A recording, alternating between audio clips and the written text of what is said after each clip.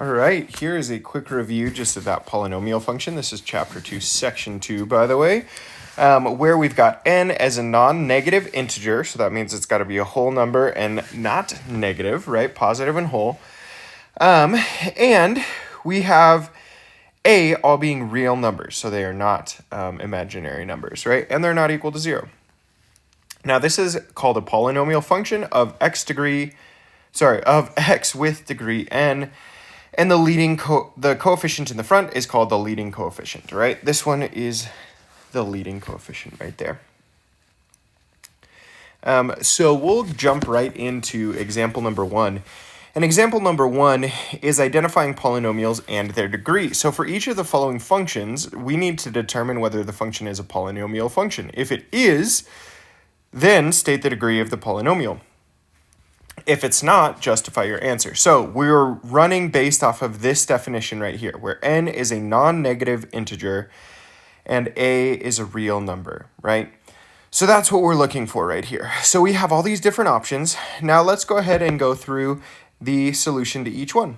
So a, we've got all the answers right here. A is a polynomial of degree 5. So we can see, even though the leading coefficient is -2, and it's not even written in the front, but we know that -2 is in fact the leading coefficient because it's attached to the variable with the highest degree. That variable with that highest degree is the degree of 5, right? So it is a polynomial function with the degree of 5. The second one is not, because we're taking the square root of x, which we also know the square root of x to be x to the 1/2, and according to this definition, it needs to be an integer, and 1/2 is not an integer. C, g of x is a polynomial function, actually, of degree 0. So that's another thing to think about. This is technically x to the 0. So this is considered a polynomial function, which is kind of weird for us to think about, but even constant functions are considered polynomial functions, right? So here's that 2 times x to the 0. Then h of x for letter D, it is a polynomial function of degree 2. And just as a reminder, these are called quadratic functions, right? We've worked pretty extensively with those. We know all about them. All right, let's look at letter E. E is a polynomial function, and check this out, it has a degree of 7. Now, it has that degree of 7 because if we were to distribute that 4x to the 5th through, we would have a total degree of 7 on that lead variable. Now, it's good for us to note right here, these two were additive because the bases, that x was being multiplied, right? We are not just adding every degree willy-nilly and saying that's the highest degree, right? This is not an x to the, let's see, if we were to say like 5 plus 2 plus 1, this is not an x to the 8th function. It is instead an x to the 7th because we're only accounting for the highest degree, which we do need to take into account those multiplications, okay? Finally, F, it is not a polynomial function because it has an exponent that is negative. So when we look at these polynomial functions, when we have this exponent at the end, even though this is polynomial, this one is not polynomial. So that means that entire function g of x is not a polynomial function, okay? So that's just good for us to note. Going forward, getting more familiar with these. So remember that if we have a constant, it is still a polynomial, okay? We just have a special name for it called a constant function, and its degree is 0. It's a horizontal line, right? This table is kind of helpful for us.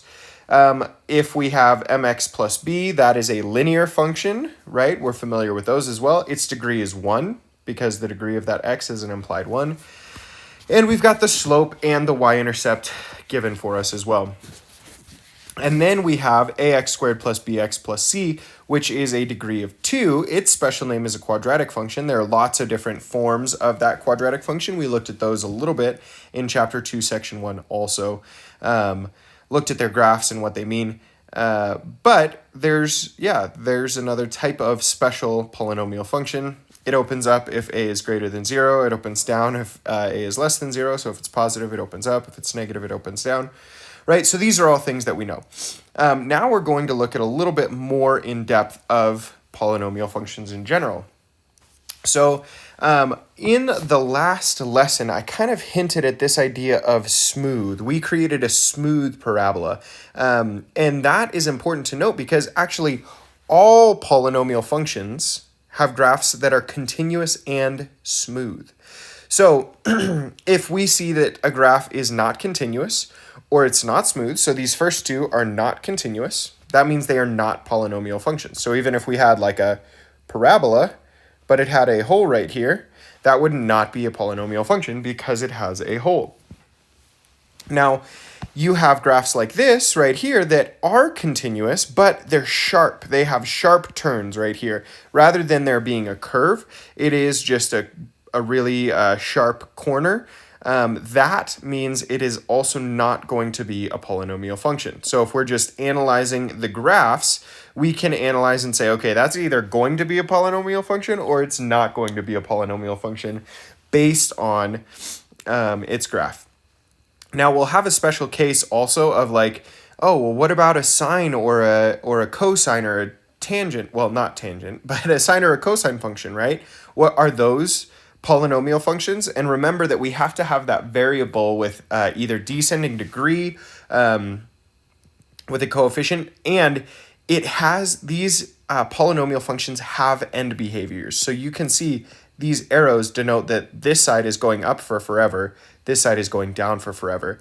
Polynomial functions will have end behaviors, whereas a sine or a cosine function does not. It continues oscillating upward and downward forever, right? That's part of its inherent design. So those are not polynomial functions, even though they are smooth and continuous. They don't have end behaviors because as you go further and further to infinity, they continue to oscillate from positive end behavior to negative end behavior, which really actually is not even end behavior. It's just a positive slope, then a negative slope, then a positive slope, and so on for forever. So that's just a good thing to note. Okay. Now, power functions. Let's talk about a power function. So a power function is a type of polynomial function that is just one variable. Okay, all the other variables with lower degrees are left off of it. And there are some interesting things that we can know about these power functions. First thing is that we know that the coefficient has to be a real number and not equal to 0. We don't just have a function that's f of x equals 0, right? But when we do have that a times x to the n power, we would say we have a power function of degree n.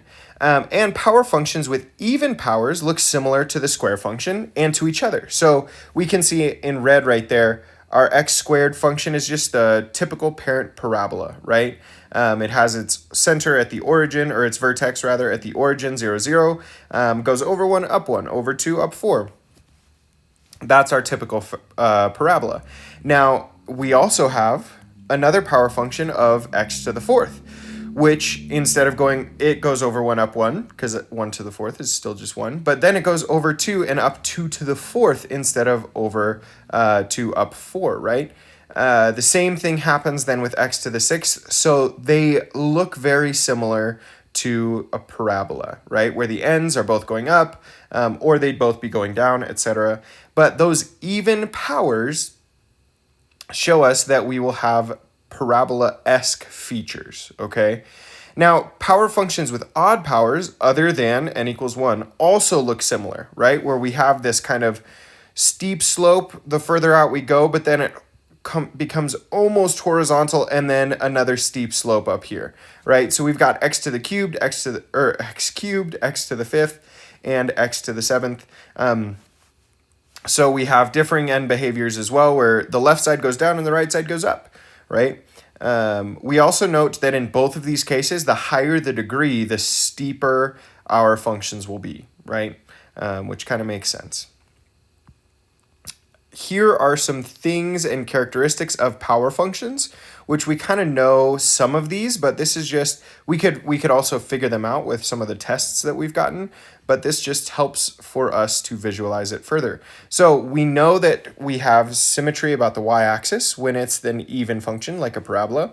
When it's an odd function, we have symmetry about the origin.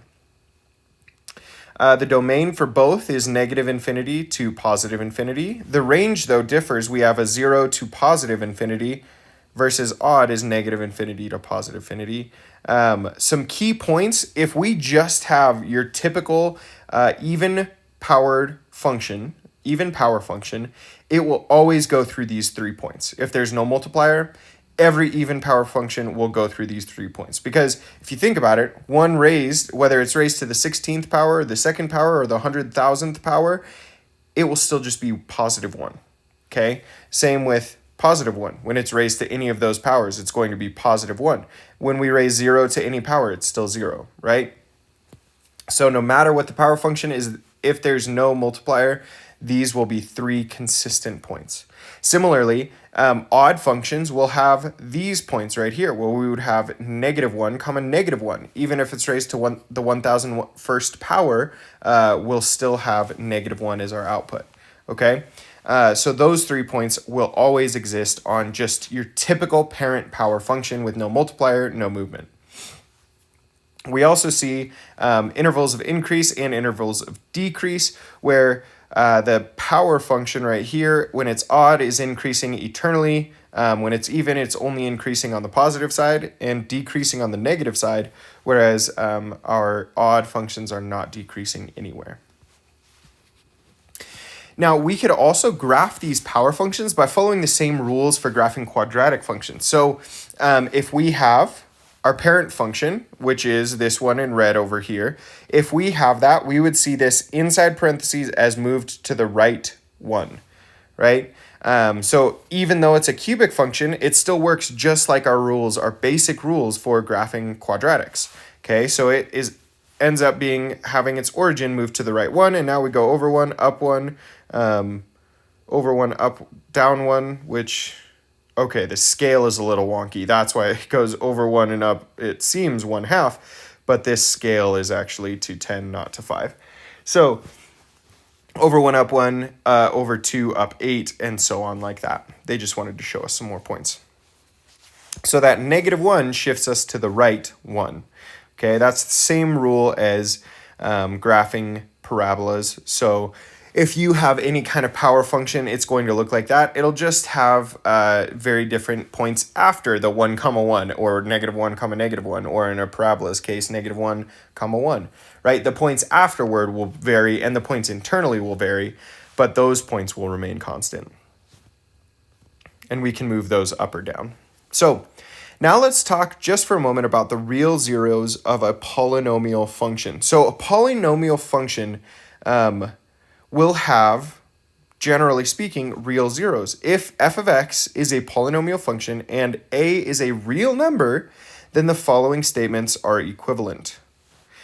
X equals a is a solution or a root, so solution and root we're using synonymously, of the equation f of x equals 0. So if we set f of x equal to 0 and solve, we'll have x equals a as a solution if a is a factor. We also would have a comma 0 as an x-intercept of the graph, x equals a as a 0 of the function, and x minus a is a factor of f of x. So these are all equivalent statements. They're all generally saying the same thing, and we've looked at those all before.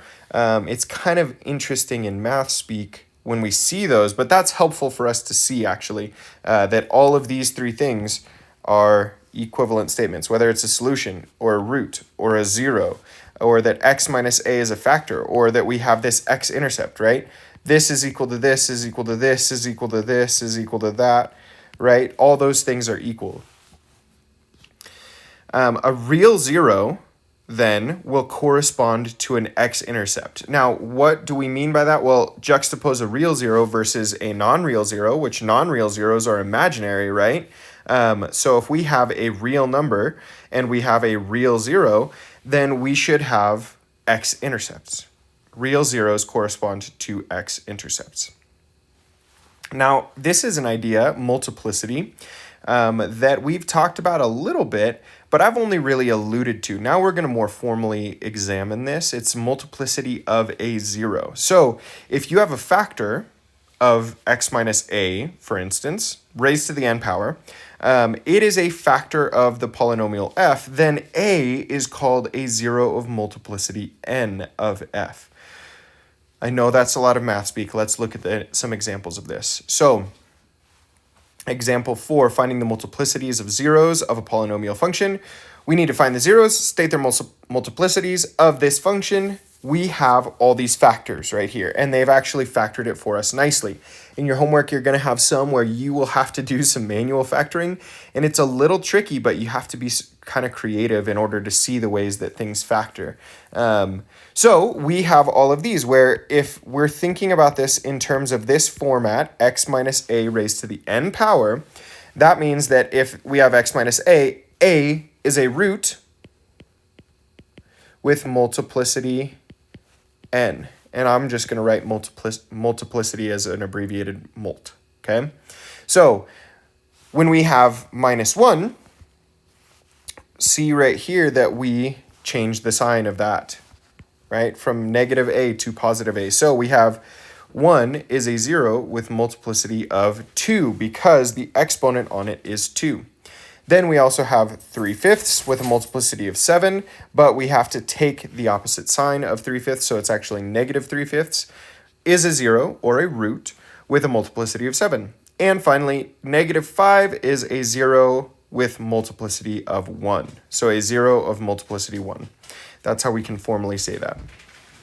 Then, if we look at the multiplicities, we would, just to find the degree of the polynomial, the total degree of the polynomial, we would have to just add the multiplicities. So 2 plus 7 plus 1, that would yield 10 for our multiplicity, okay?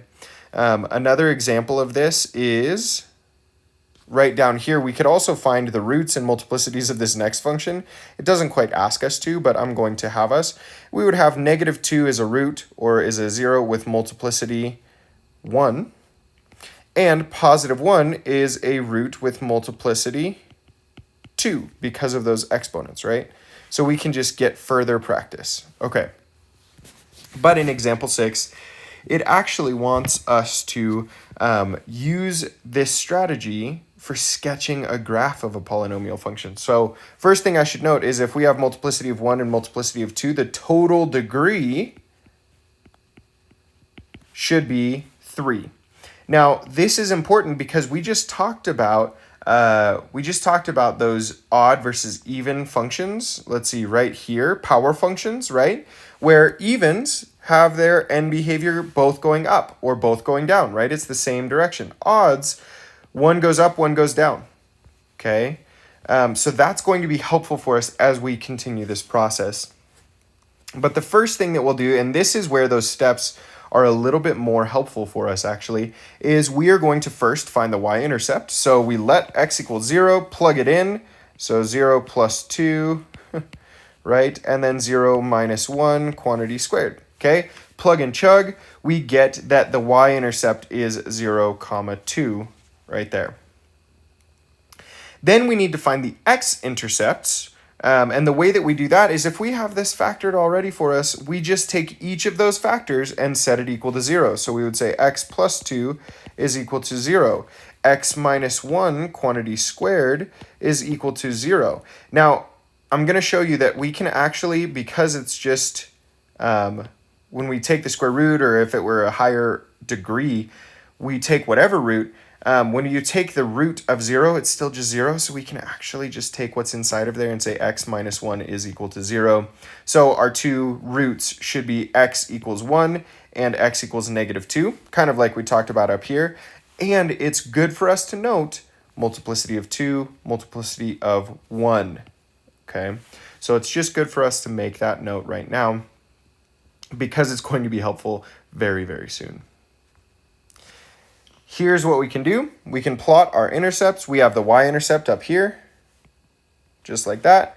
We put our two x-intercepts on there, and then we try to say, okay, what's happening around those intercepts? So we have to look at this into intervals. We separate them out into saying, okay, the intervals on the x-axis, so the interval to the left of negative 2, the interval between negative 2 and positive 1, and then the interval to the right of positive 1 rather.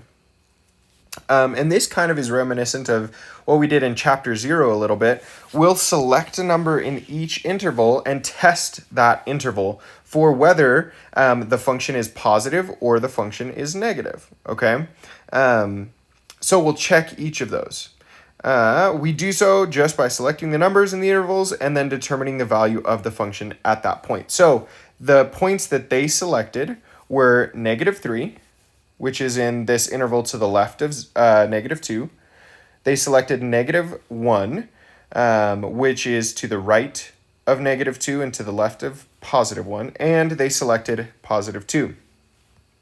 All right, so we can figure out those points. When we plug those into our function, we get the points -3, -16, -1, 4, and 2, 4. Okay, so we've got those 3 points, and we have this y-intercept still, so that just gives us a little bit more to go off of. And now we can try to fill in that function. So we've got this value down here, and we'll sketch a little curve that goes between all those. Remember that our curve should be smooth and continuous, so we should try to make it as smooth as possible through all of these points. Oh my goodness. And when we do that, here's kind of what it looks like, okay? Which, again, we said that this degree is of 3, so odd degrees, they go in opposite directions. Okay, couple of quick things to note. They have given us a table of these values, right? So we have the value of those numbers that we selected and then plugged and chugged. And then it tells us the relation to the x-axis, where we've got some that are below the x-axis and then some that are above the x-axis. So from the table, we found those 3 additional values. We've drawn a smooth line between those points, connecting these points with a smooth curve, and it gives us the graph, okay? Then we have the plot of the function sketched, okay? Now, it is good for us to note, let's see, we have some local maxima and minima, right? Here's a local maximum and here's a local minimum. We don't necessarily know that this is the turning point, okay? There will be tools for us to use in calculus that will tell us whether or not that is the turning point, but right now we do not know whether that is a maximum or if the maximum happens just slightly off of it, like over here or slightly over here. For sketching purposes, we can get it to be close, but we don't know that that's an actual maximum. We do have in Precalculus, we do have a tool to determine that that is a local minimum because of its relation to the x-axis and multiplicities, but we will talk about that a little bit later in this section. Okay, before that, we have to talk about the multiplicity. Well, actually, we're getting right into it. The multiplicity of a 0 and its relation to the graph. If a is a 0 of f of x and the multiplicity is even, which means it has a multiplicity of 2, multiplicity of 4, multiplicity of 6, and so on, then when f of x is on either side of the x-axis, it does not change the sign, okay? Which means, for example, this point right here, we had x minus 1 quantity squared, which means we have a multiplicity of 2. And that means we should not change the sign of the values around it. So if it's positive here, it's going to be positive here. Basically, you can think about multiplicities of 2 being a bounce on those x-intercepts, okay? Rather than a through point on the x-intercept, it is a bounce point, okay? So evens are bounce points. It touches the x-axis there, but then turns around or bounces at that point. Odd functions, however, change the sign, which means it crosses the x-axis at that point. So if we look at our other interval, or our other point right here, which is -2, 0, that had a multiplicity of 1, which is odd, and that means it will go through the x-axis, okay? So even multiplicities of those roots will bounce, odd multiplicities of those roots will go through, okay? Now let's talk a little bit about end behavior. So as x gets large in the positive and negative directions, the graph of the polynomial, that whole long polynomial right there, has the same end behavior as the power function of just its leading coefficient. So if our leading coefficient is even, we should have the directions both going up or both going down, okay? There can be a whole lot of other stuff that happens between there, but they'll both go up or they'll both go down. If it's odd, so this is even right here. If it's odd, then we'll have opposite end behaviors. So there can be a whole lot of things that go on in here, but we will have opposite end behaviors, okay? So odd powered functions will, or the power of a function, if it's odd, will have opposite end behaviors, just like an x to the first, x cubed, x to the fifth, anything like that. And the even functions will both go in the same direction. Here's a better example even of that with some more information. We're not going to spend a whole lot of time on this other than to say if it's even and a is positive, both sides go up. If it's even, a is negative, both sides go down. Okay? If it's odd and a is negative, the left side goes up, the right side goes down. If it's odd and positive, the left side goes down and the right side goes up. All right, here's the final example of section 2.2. It's example number 7, graphing a polynomial function. And I just want to say right now, your best friend will be creative factoring, okay? We'll see an example of some factoring in this problem, but as you go through your homework and you're trying to sketch these functions, you want to find roots, okay? You want to find easy factors so that then you can look at the x-intercepts most simply. All right, the best way we see right here is actually we can factor out initially a 2x squared. So first of all, actually, sorry, if we determine the y-intercept, plug in 0, we just get 0, right? So the y-intercept happens at 0.00, which that should also tell us that we have an x-intercept right there, just so you know, right? But let's go ahead and look at how they factor this. So they factor it pretty creatively by seeing both of these terms have a 2x squared within them. So they factor that 2x squared out, and then we are left with this perfect, or not perfect square, but almost perfect square, quadratic, inside of those parentheses, x squared minus 4. And we can factor that one step further to say x minus 2 is a factor and x plus 2 is a factor. So now we have these three factors of this function, and they have different multiplicities, right? So that multiplicity matters. Basically, then what we do is we set each of these equal to 0 to find our actual roots, right? Or our zeros. That's why they're called zeros, by the way. You set f of x equal to 0 and you find it. And then we pay attention to their multiplicity. So x squared equals 0. That is just x equals 0 as a 0 of these. And its multiplicity is 2 because it was x squared. Then we have x equals 2 as a 0, and it has a multiplicity of 1 because it was just raised to the first power. And finally, negative 2 is a 0 with multiplicity 1 as well. Note that these multiplicities indicate for us that the graph will either touch the x-axis, which again I call that a bounce, or it will cross the x-axis. So if it's even, it bounces, it touches. If it's odd, it crosses, okay? Then we need to say, okay, well, what will the end behavior be like? Well, we look at the highest degree of the original function, x to the 4th, and we determine whether it's upward or downward based off of the lead coefficient, right? So if the lead coefficient is positive in this case, just like we had back here, if it's positive, both ends will go upward, okay? So we can actually use this chart to be pretty helpful for us. So its end behavior should behave just like 2x to the 4th, which are both upward. They've dictated that right up there for us. So we can actually then, at that point, sketch the end behavior. Oh my goodness.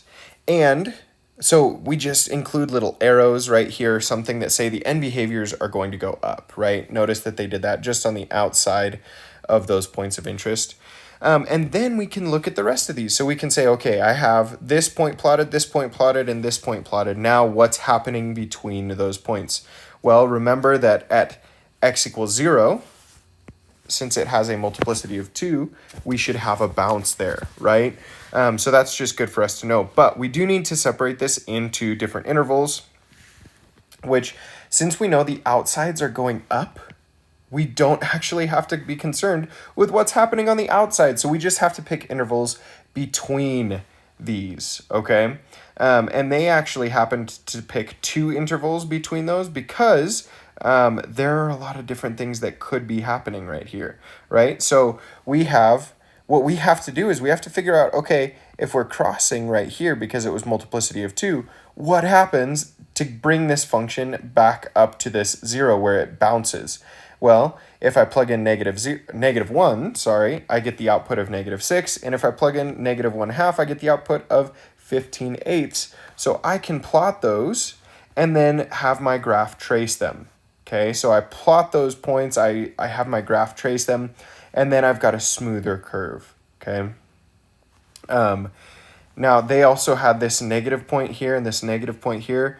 We don't know quite how to deal with that yet. That is a calculus tool. So right now, when it's asking for sketches, all we can do is say, as we would have up here, I know it's going to bounce right here and that this value should be negative, but I'm going to plug in and check. So I'm going to plug this in and check and see that it's at -6, which is a little further down, but I'm just going to pretend like I've got a stretch on my graph right now.